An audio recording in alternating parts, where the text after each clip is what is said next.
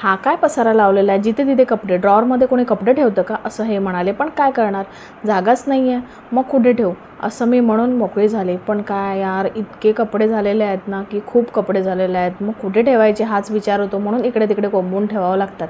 मग यांना म्हटलं की ठीक आहे ना, मग इतका पसारा दिसतोय तर एक कपाट घेऊन ये. आणि यांनी खरंच एक कपाट घेतलं आणि इतकं छान होतं, स्पेशियस होतं, मस्त.